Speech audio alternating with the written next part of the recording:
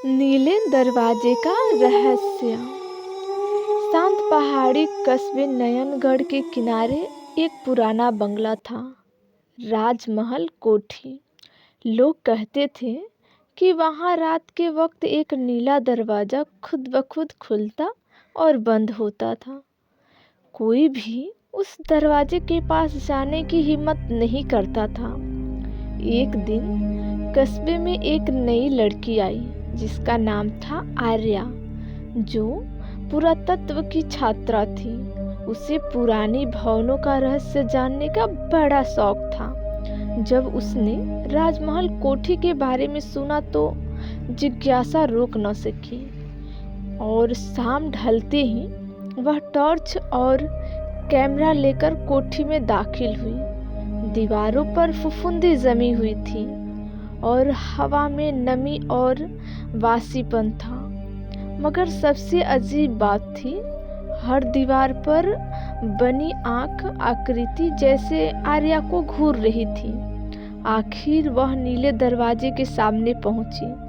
दरवाजा पुराना था लेकिन रंग ताजा था, जैसे कल ही कोई उसे रंग करके गया हो। उसने दरवाजे को छुआ, तभी ठंडी हवा का झोंका आया और दरवाजा अपने आप खुल गया। भीतर अंधेरा था, पर एक हल्की नीली रोशनी किसी कोने से निकल रही थी।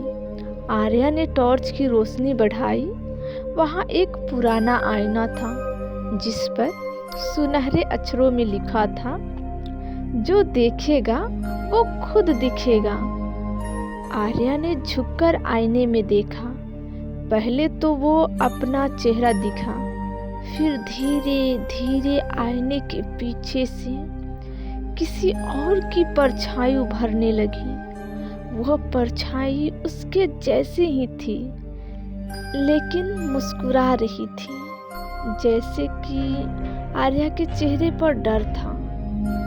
आईना कांपा और आर्या के हाथ से टॉर्च गिर पड़ा। जब उसने फिर नजर उठाई तो सामने उसकी हमशक्ल खड़ी थी, ठीक वैसे ही, पर आंखें बिल्कुल नीली थी। वह बोली, अब मेरी बारी है बाहर आने की। और अगले ही पल आईना के भीतर आर्या थी और बाहर वो नीली आंखों वाली आर्या हंसते हुए चली गई। सुबह जब लोग वहां पहुंचे तो दरवाजा खुला था, लेकिन आर्या कहीं भी नजर नहीं आ रही थी। सिर्फ एक नीले दरवाजे पर नया लिखा हुआ वाक्य मिला, अब कोई और आएगा देखने। आर्या के गुम हो जाने के बाद पूरे नयनगढ़ में हड़कंप सा मच गया।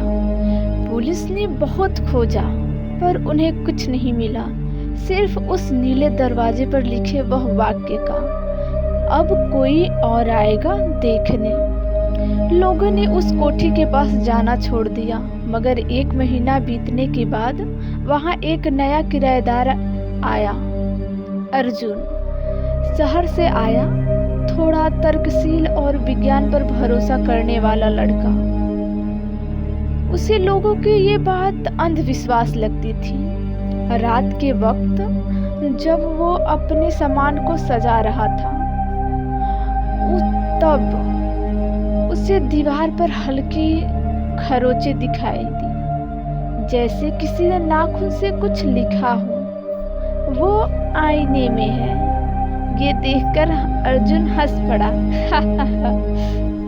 उसे ने कहा, शायद पिछले किराएदार की ये शरारत होगी। लेकिन जब उसने टॉर्च की रोशनी दी तो खरोंचें धीरे धीरे गहरी होती चली गई, जैसे कोई भीतर से उन्हें फिर से उरेख रहा हो। वह डर गया पर खुद को संभाला। अगले दिन भर सब सामान्य रहा। जैसे ही रात हुई, सोने से पहले उसने कमरे का दरवाजा बंद किया और अचानक कांच टूटने की आवाज सुनाई दी। जब वो देखने गया तो सामने वही पुराना आईना था, जो उसने पहले देखा ही नहीं था। आईने पर धुंधली छवि उभरने लगी, आर्या की। वही चेहरा, वही कपड़े, पर अब उसकी आंखें पूरी तरह नीली थी। वो मुस्कुराई और बोली, तुम आ गए, मैं तुम्हारा इंतजार कर रही थी। अर्जुन ने कांपते हुए कहा, तुम कौन हो? वो बोली, आर्या। या शायद अब वो नाम तुम्हारा होने वाला है। आईने से नीली रोशनी की किरणें निकली और पूरे कमरे में फैल गई। अर्जुन भागने की कोशिश करता, मगर उसके पैर जैसे जमीन में धंस से गए। आईने से हाथ निकलने लगा, आर्या का हाथ, जो अब नीले धुएं जैसे लग रहा था।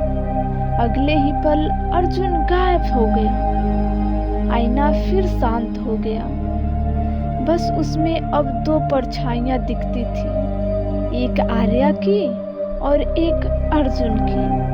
सुबह पड़ोसी आए तो देखे, कोठी का नीला दरवाजा फिर से खुला था और उस पर नया वाक्य लिखा था, अब तीसरा आने वाला है। शराब की शुरुआत आज से 100 साल पहले हुई थी। नयनगढ़ में एक बहुत प्रसिद्ध चित्रकार रहता था, विवेक आचार्य। वो राजा के लिए चित्र बनाया करता था और लोग कहते थे कि उसके बनाए चित्र इतने जीवंत होते कि उसमें जान आ जाती थी। एक दिन राजा ने उससे कहा, एक ऐसा चित्र बनाओ जिसमें आत्मा कैद की जा सके, ताकि मेरा शत्रु हमेशा के लिए कैद हो जाए। विवेक ने महीनों तक प्रयोग किए। आखिरकार उन्होंने एक विशेष आईना बनाया, जिसे नीला आईना कहा गया। वो आईना आत्मा को खींच सकता था, पर अगर गलती हो जाए तो आईना बनाने वाले की आत्मा खुद उसमें फंस जाती थी। राजा ने आदेश दिया कि सबसे पहले इसका प्रयोग एक अपराधी पर किया जाए। रात को जब प्रयोग हुआ तो हवा में नीली चमक उठी। अपराधी की आत्मा खींचकर आईने में चली गई, लेकिन उसी पल विवेक की पत्नी अनाया, जो उसके पीछे खड़ी थी, वो भी नीली रोशनी में समा गई। विवेक ने उसे बचाने की बहुत कोशिश की, मगर देर हो चुकी थी। आईना अब अनाया का चेहरा दिखाई देने लगा और वो रो नहीं रही थी, बल्कि मुस्कुरा रही थी। विवेक पागल हो गया। उसने आईने को नीले दरवाजे के पीछे बंद कर दिया और खुद वहीं रहकर मर गया। मरने से पहले उसने दरवाजे पर एक आखिरी वाक्य लिखा था, जो देखेगा वही दिखेगा। ऐसे ही समय बीतता गया। सालों बाद जब कोठी वीरान हो गई तो लोग ने उस दरवाजे का रहस्य भुला दिया, पर आईना अब भी नई आत्माओं की तलाश में था, जो उसके सामने आए उसकी जगह ले ले। आर्या और अर्जुन की आत्माएं उसी आईने में कैद हैं और हर बार जब नीली रोशनी झिलमिलाती है, वो आईना किसी नए शिकार को बुलाता है।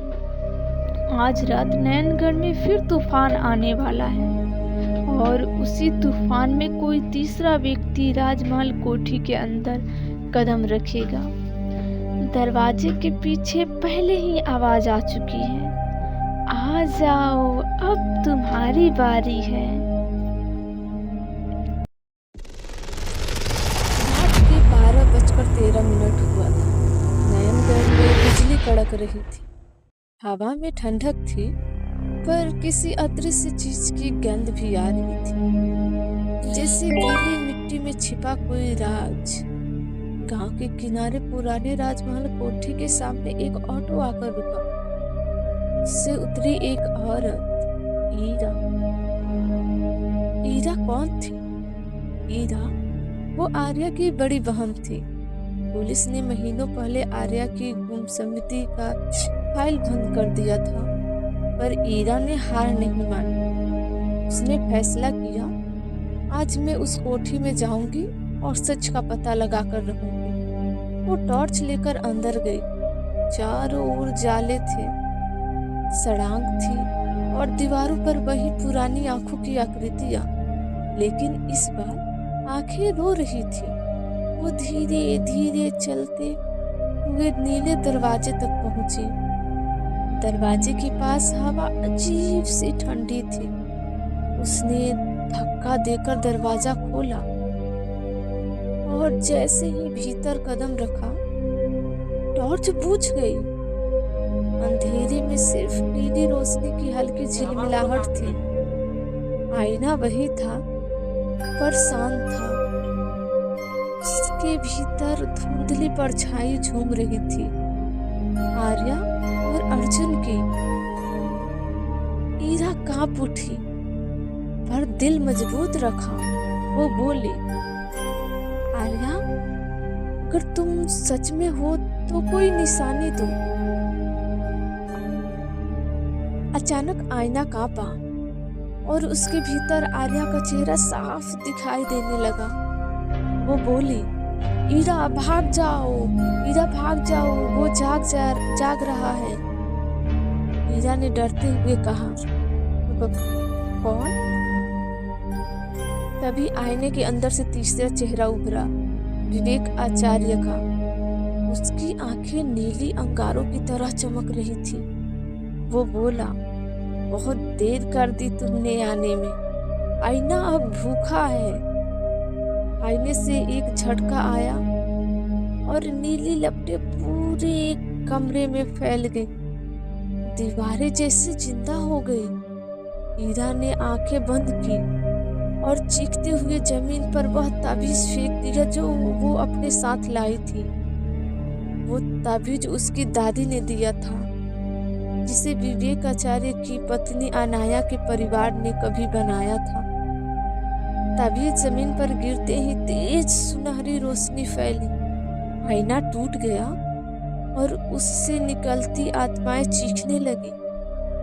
आर्या अर्जुन की आत्माएं धीरे धीरे नीली रोशनी के धुंध से अलग होकर गायब हो गई, जैसे मानो वो मुक्त हो गई हो।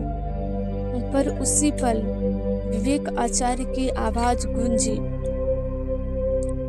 तुमने मुझे नहीं रोका है, तुमने सिर्फ शुरुआत की है। और अगले ही पल नीला दरवाजा खुद ब खुद बंद हो गया। ईरा बाहर निकल आई, लेकिन जब उसने पीछे मुड़कर देखा, कोठी गायब थी। जहां पर पहले वो खड़ी थी, वहां सिर्फ एक नीला दरवाजा का फ्रेम हवा में तैर रहा था और उस पर नया लिखा हुआ वाक्य था, हर आत्मा अपनी जगह खोज लेती है। सुबह नयनगढ़ के लोगों ने देखा कि राजमहल कोठी के जगह पर अब सिर्फ एक खाली मैदान है, पर रात होते ही हवा में नीली चमक दिखाई देती। लोग कहते, अगर कोई बहुत पास जाए तो एक दरवाजा खुलता है और कोई आवाज कहती है, अंदर आ जाओ, मैं तुम्हारा इंतजार कर रहा हूँ।